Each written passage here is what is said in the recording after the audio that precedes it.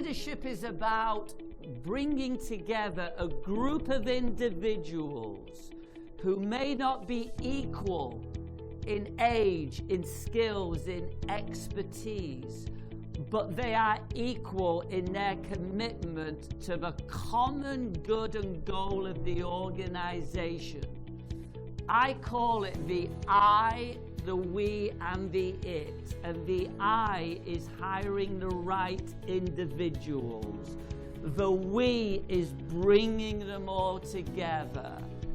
And the it is rallying them round the common goal and the good of the organization. When I see somebody who thinks they're a real leader, it's all about them and they feel they are important. When I see a true leader, they make me feel important. There are only two ways to enter a room. Here I am, or there you are. Which room do you take, ladies and gentlemen? Leadership today is about taking people from where they want to go to where they need to go. It's about being able to make the tough decisions, even when they're not popular, but always with a compassionate heart. Your role is to inspire and impact your people when you are present, but to leave a legacy and momentum that lasts long in your absence. Leadership is at its best, in my humble opinion, when the vision is strategic, the structure is in place, the DNA is embedded in every fiber of the organization, the voice is authentic, and the goals are meaningful and tangible. Leadership is not about power, authority, possession, or prestige. Leadership today in the 21st century is about humility, compassion, integrity, and character. Your personality is how you act. Your character is who you truly are.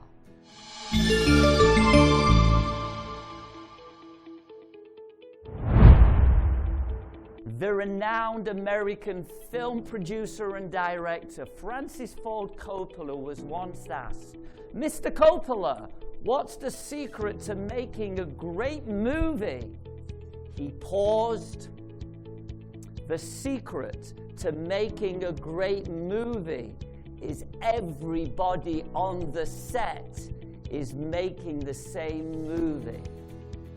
Ladies and gentlemen, just imagine, first thing tomorrow morning in your corporate offices, the lights are on, the cameras are rolling, it's showtime. Does everybody know their role? Is everybody on the same page? Is everybody in your organization focusing on their art and craft to the best of their ability? Is everybody making the same movie?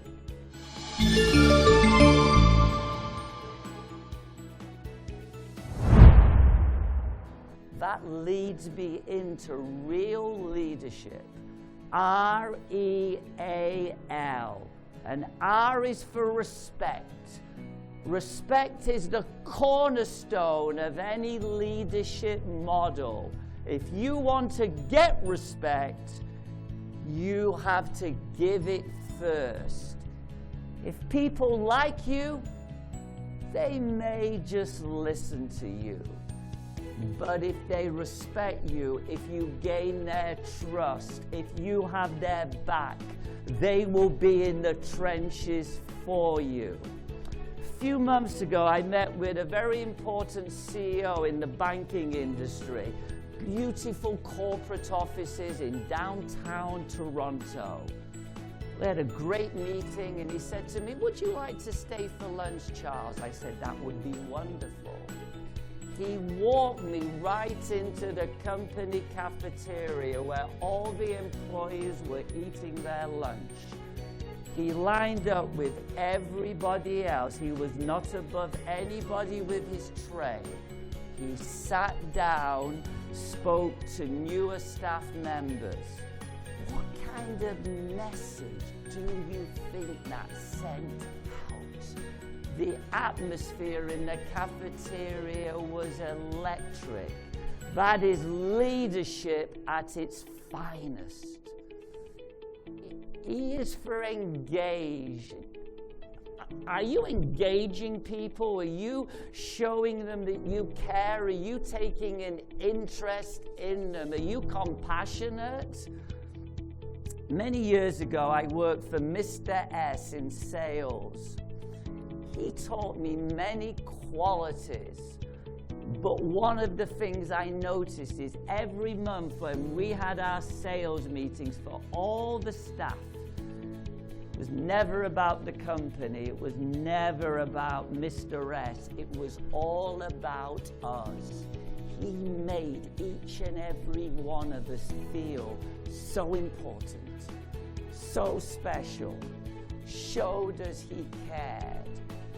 He recognized us for our sales and service contributions, rewarded us. Many times over the years, I got offered much better opportunities with better benefits and salary, but I chose to stay with Mr. S because I knew he cared for me and he had my back. A is for authenticity. Are you the real deal? Are you authentic? When you say you're going to do something, do you do it? Say you have an open door policy and an employee walks in the next morning, they knock on the door to see you and you say, "Oh, I'm sorry, I'm fairly busy. Are we able to reschedule?" That is a demotivator and you have lost that employee right away.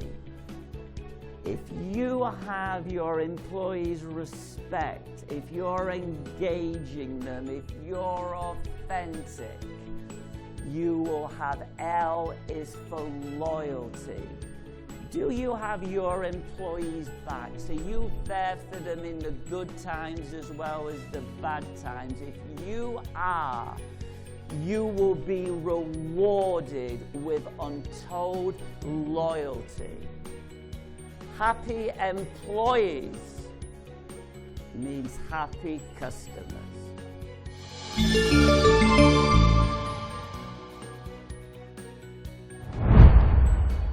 17 years of age, I was working at Vidal Sassoon's.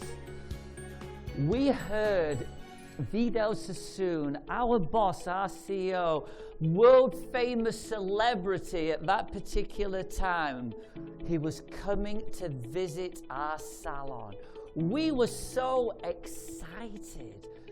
The months got into weeks, into days, into hours, and then we heard the buzz. He's here. He's here. We could not believe it. I wish you could have been there.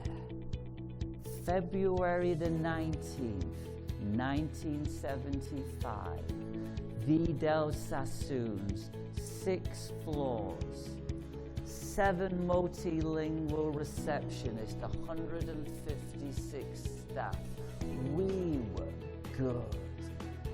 And I was on the 3rd floor. I was an assistant, washing the hair, sweeping the floor, making the coffee in those days, earning about $30 a week in your money. but sometimes there are things that money can't buy. Lessons in customer service and communication skills and leadership. So I was on the 3rd floor out with all the superstars of the salon. I'll never forget at 2:45, Vidal Sassoon walked up the stairs with his beautiful wife, Beverly, his entourage. He looked every inch the star he was, his blue silk suit, his California suntan, and of course his great Vidal Sassoon hair. He did something that has stayed in my mind all these years. He never went over to speak to all the managers, the artistic directors, all the big shots. He came to the back of the room. 9 of us, 17 and 18-year-old kids who washed their hair, swept the floor, who made the coffee. Success does not impress me, ladies and gentlemen. Significance impresses me. Never forgetting where you came from. He came up to us with this big smile. Hi, I'm Vidal Sassoon. It's great to have you on our team. Thank you for being a member of our organization. And then he looked over at management. He said, if those people are giving you a hard time, phone me. Well, that's an okay story if it ended there. He decided instead of going off to speak to all the big shots, he would come back to speak to all of us kids individually. Now, I don't care if you're a fluent speaker, somebody as famous as that in your industry, a leader, and your boss comes up to you, that's going to be a pretty scary experience.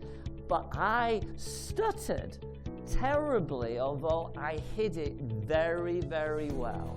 How many people in this room have ever had an embarrassing experience? Thank you. Sweaty hands, you're just waiting for Scotty to beam you up. And I was probably 4 or 5 in the line. I knew this was not going to be a good scenario. He came up to me. Hi, young man, where are you from and how long have you worked for Vidal Sassoon? Are you from the UK or from Canada? And I just froze. I couldn't get a word out. And the more I tried to speak, the worse I got. Nobody in that salon had ever heard me stutter to that degree. It freaked everybody else out in the salon except one person. Who do you think that was? Vidal Sassoon. He never took his eyes off me. The greatest gift you can give somebody is the gift of your attention. He knelt down, he squeezed my left hand so nobody else could hear. He said, it's okay, young man. I've got all the time in the world. Was that a memorable moment? It changed my life. George Carlin, the great American comedian actor, once said, life is not about the number of breaths that we take. Life is about those moments that literally blow our breath away.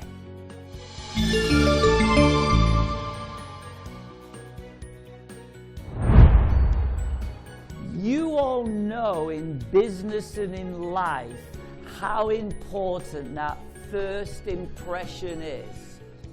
See, I always made a great first impression for all the wrong reasons. But today in business, in life, We have to make a great first impression for all the right reasons. Statistics tell us in the first 15 to 30 seconds, speaking to somebody on the telephone, meeting them face to face, sometimes, guys, in 7 seconds, people are making their mind up about us. Do I like you? Do I trust you?